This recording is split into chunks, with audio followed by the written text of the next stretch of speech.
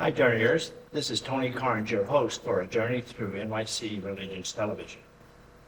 Today, we are in Times Square, where the College Media Association is meeting. We ran into an old friend and two old friends here at the meeting.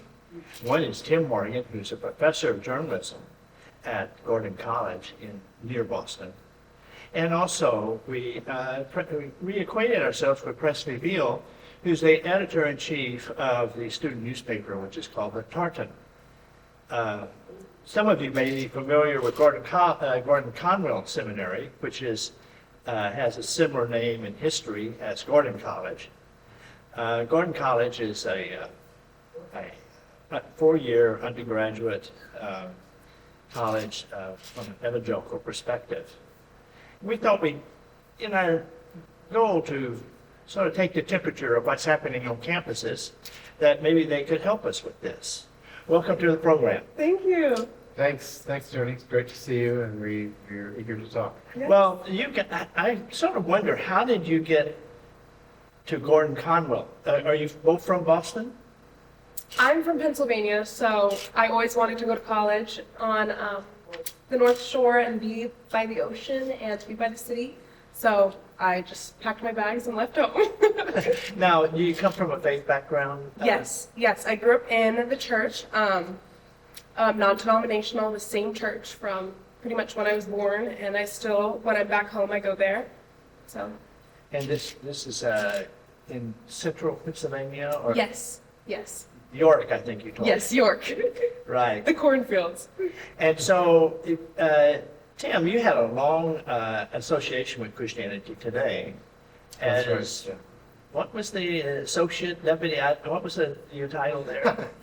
Yes, I worked at Christianity Today for 23 years and was brought in to kind of reinvent the way they were doing news and hire new staff, and I worked there for about 23 years. And then during that time, I started teaching, and just a few years ago, started teaching at Gordon College, my alma mater, and it's been a great experience helping students rebuild after the pandemic.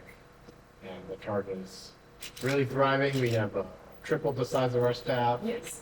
and we're here at the College Media Association to really let the world know the Tartan is back. That's right. Well, the Tartan is back.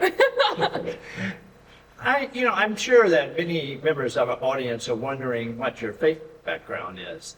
Did you grow up as Christians, or did you rediscover your faith? Tell us a little bit about your journey up to today. Sure. Well, I recently found out, and some of you might recognize the name from American abolitionist history, named Jonathan Blanchard, who was a real firebrand. But I grew up in the church he founded in Wheaton, Illinois. That church is. It's College Church in Wheaton. Yeah, it's just slightly younger than the college. So we started. So are you a firebrand also? Well, yeah, firebrand for truth. And of course, I'm an abolitionist. Yeah, I don't believe in slavery. I hope. Except for my underage children. Well, I'm glad we better investigate that. But along the way, as in the last couple of years, there's been a lot of turmoil. How has your faith changed or gained new content or focus? That's a great question. So I've had the great privilege to travel from all over, from the offices of Christianity Today to Asia, Africa, Latin America, Europe, and there's amazing, vibrant pockets of Christianity, even in places like Japan. But in Africa, you see a huge amount of growth in the church over a long period. Well, how does that affect you personally? It affected me personally because it's helped me understand that the gospel is so powerful, especially among people who are facing enormous challenges. Yep. And they love to say in Africa, you hear the church before you see the church. Hmm. And when they sing, they are some of the best congregational singers I've ever heard in my life. Their main instrument is the human voice and the drum. And so, of course, drums carry a long distance. And so it's very inspiring. So my trips to Rwanda, to Kenya, Tanzania, Egypt, South Africa, all those places, you see that they are, from our point of view, they're doing something with nothing.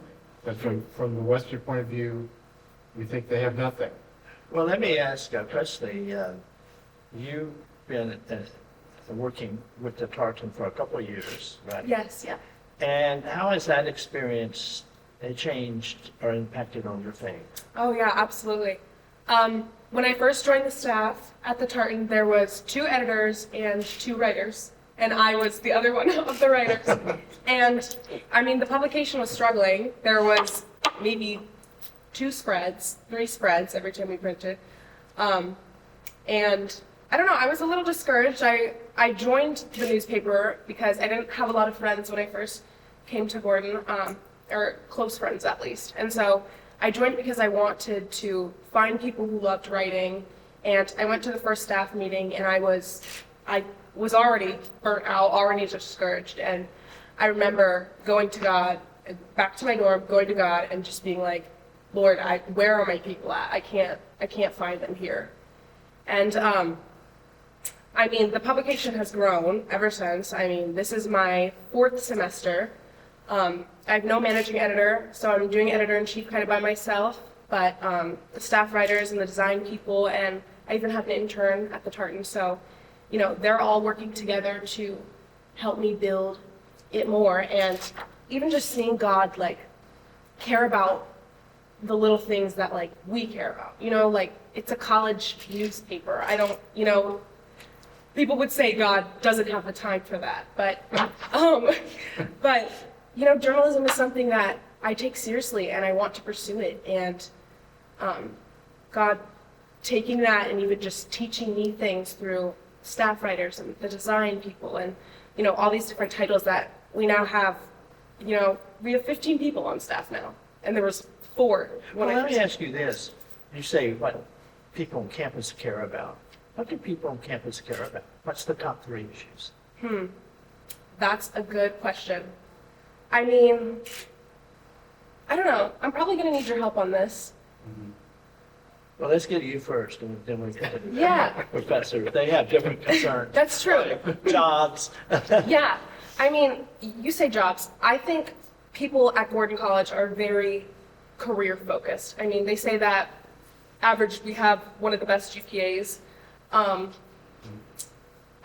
I mean, it's not a party school. There's no parties, you know, so people go to class. Like, people study. That's what they do.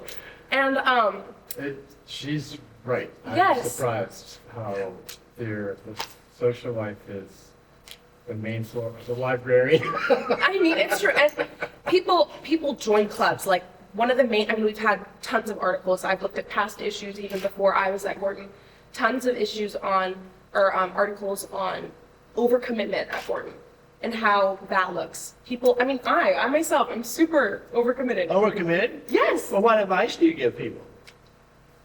I don't know, because I'm trying to figure it out. Like, I don't know. I'm a busy person. I like to be busy. It makes me feel like I'm doing something valuable with my life. And I think people at Gordon also struggle with that, you know? Yeah. So that's 2. Then 1 is jobs, 2 is overcommitment. What would be a 3rd major issue that people sometimes talk about all the time, or sometimes they talk about during a controversy?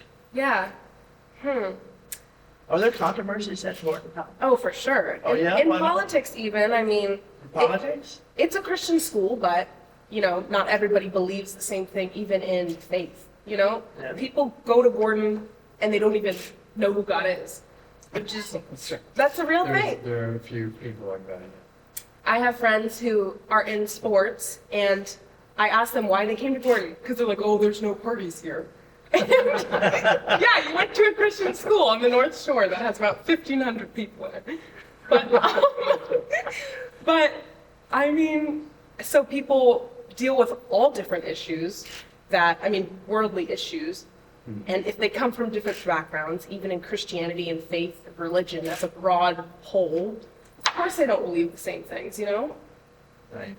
We're going to take a break, audience, to let you know what's going to be coming up in A Journey Through NYC Religion on our web magazine, and we'll be right back with you.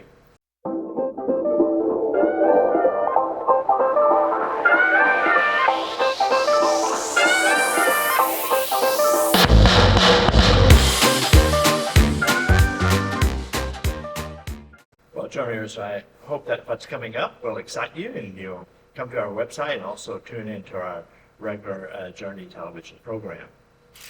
We're talking here with Presley Beal and Tim Morgan of Gordon College, associated with the student newspaper, and their advisor, Professor Tim Morgan. And we were talking about what were issues on campus. But I wonder if there are issues about the future of the church, because there's a lot of discussion about people leaving the church, or one group being more interested, split between men and women. And I'm wondering if this comes up, about what is the future, from your perspective, what is the future, near or far future of the church? Gosh, I mean, we've seen so many changes in the church already, you know, as political issues come up and as culture changes.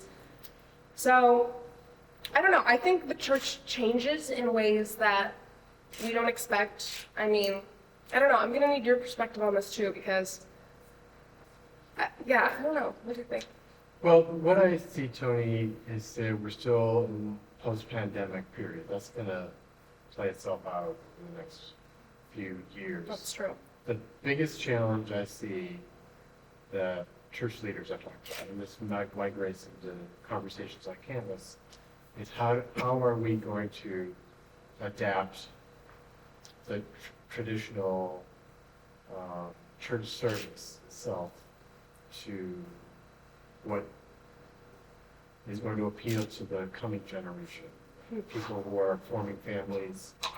You see that most churches today will have a website or a Zoom, or they're on Facebook streaming. So the technology is a big piece of what is going to happen with the future of the church. It's true. What do you mean technology is a big piece? Well, it's the reality that technology has migrated itself into our lives so thoroughly through smartphones and laptops, and then, of course, artificial intelligence is going to... So will we have ChatGPT being the preacher? Gosh. You know, it wouldn't surprise me if Yeah. a few pastors are going on to ChatGPT and Oh. asking for a few suggestions. Well, you For know, sure. there's a Jewish rabbi in Houston who has a simulation, a photographic 3D simulation of himself. And the artificial intelligence goes through his sermons, and that simulacrum of himself, it looks like him, gives us a rabbinical sermon. Mhm. Uh, Well, one of the emerging trends I see happening is that there are actually two related trends. One is what I call classic worship. Put your phones away, we're going to light the candles. We'll have the service at 11:30 p.m. Right? And, for example, Gordon College has this once-a-week service called Catacombs. Yeah. You walk into the sanctuary, it's completely dark, other than for a little electrical, like tea lights all over. And they just sing congregational songs a cappella. And do students like it? Yes. Oh, absolutely. Yeah, Really? I love it. Yeah. How do they like it? Or do you like it? I love it. Why? I mean, it's on a Sunday night, so it's a good way. There's been a couple times where I've been, you know, in the library studying, and then I'm like, I need a pick-me-up.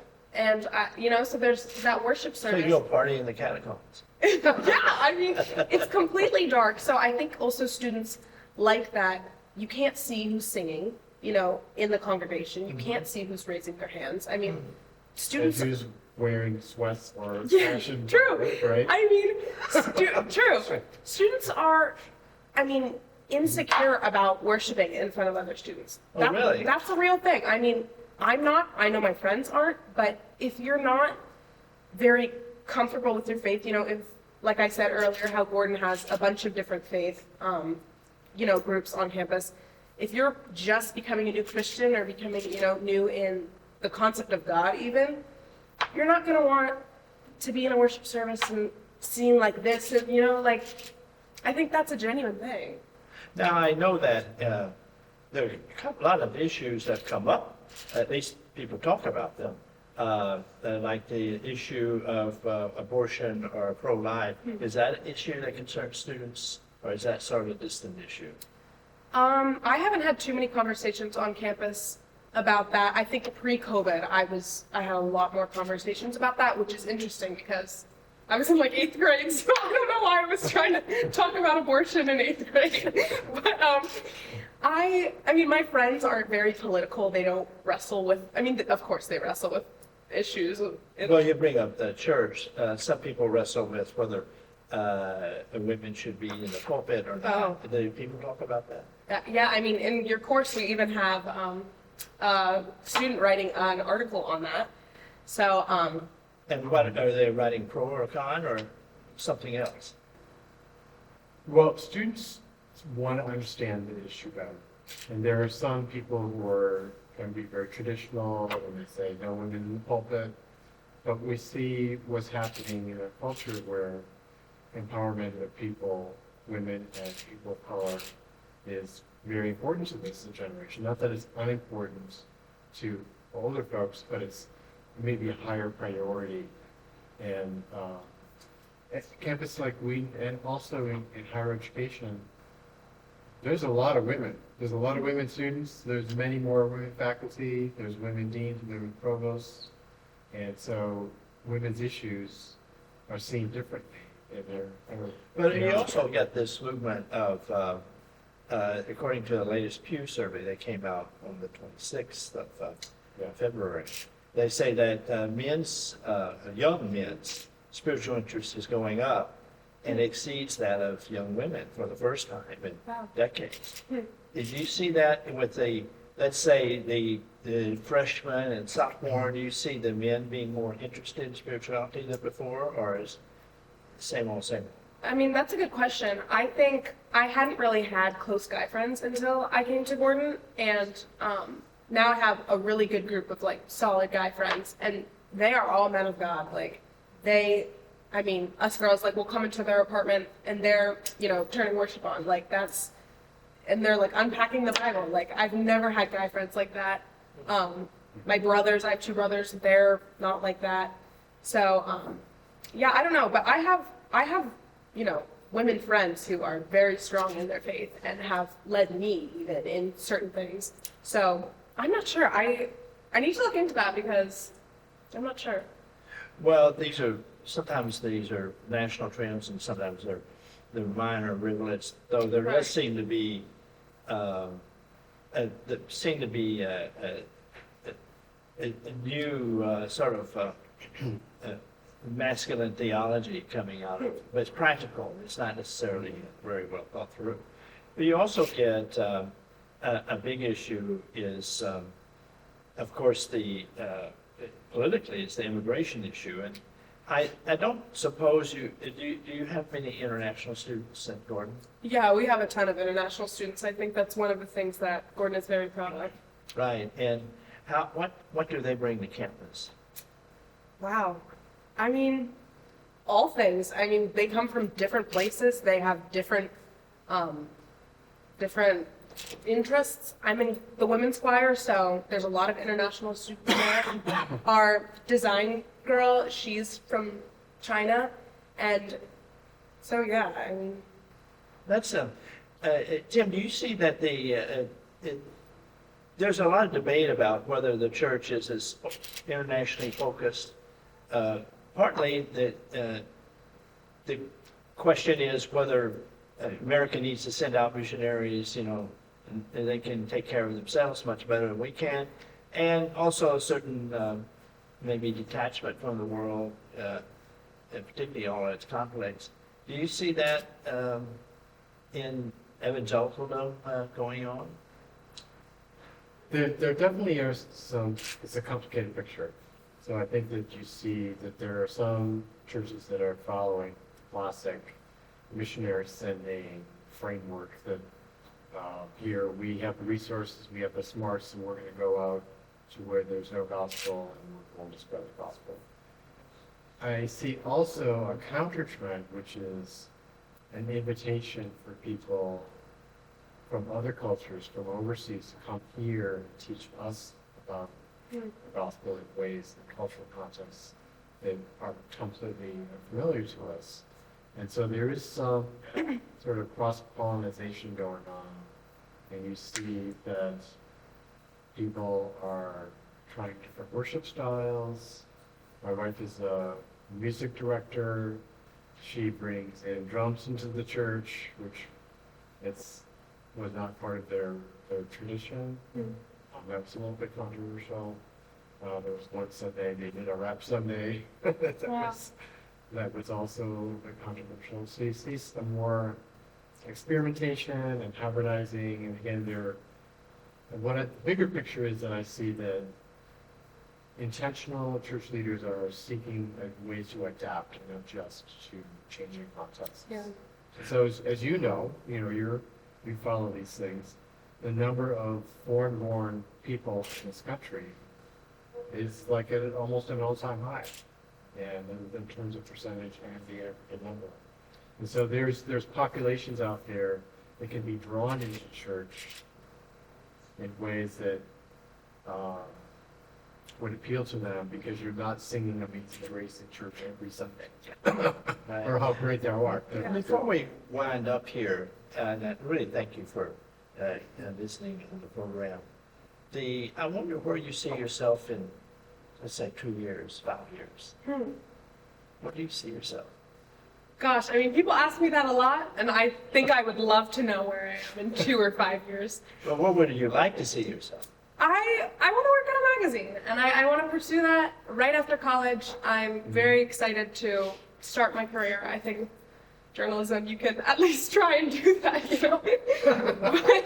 Right. But yeah, so that would be where I'd like to see myself. Now, there's the old dramatic theater saying, break a leg, which means, Yeah.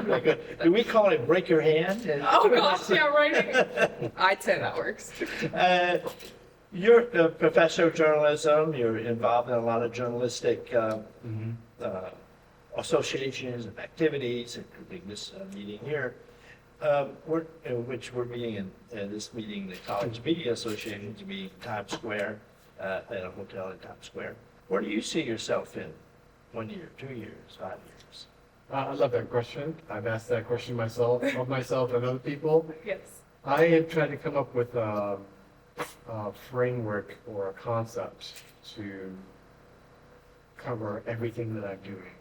Being a journalist, teaching journalism, teaching people about communication and communication theory. And what I have right now is that my mission is to help people become exceptional communicators. Not just good, not just excellent, but exceptional. Well, what kind of advice would you give our audience? What tip or advice on communication would you give them? That's another great question. I think my best advice to you is start small and realize that the essence of communication is relationship. So I talk to students and others about how communication is sending a message that elicits a response. And that's something that people think when they're communicating, they're just talking, right? Just talking is not communicating. You need to find a way for people to respond to what you say. And that could be a smile, it could be a shout, it could be a verbal response. But the magic of communication is relationship. And so when we face up to that challenge, we will experience the great blessing of communication. So that actually, as a Christian, this comes from our Creator God, who spoke creation into existence. And reality is that this is the foundation of how we should look at communication. Journeyers, thank you for tuning in this program. We hope that we've communicated with you. We always like hearing from you. Thank you, Presley and Tim. Thank Really you. glad to have you here. Thank Take care. Bye.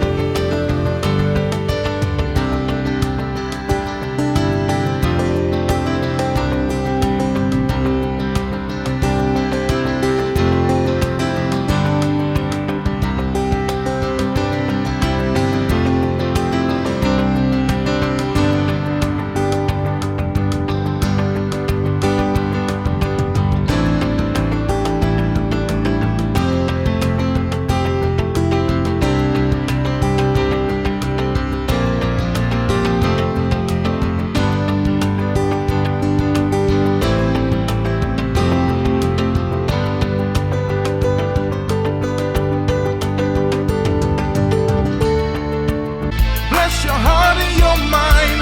Although you may feel some pain, I know you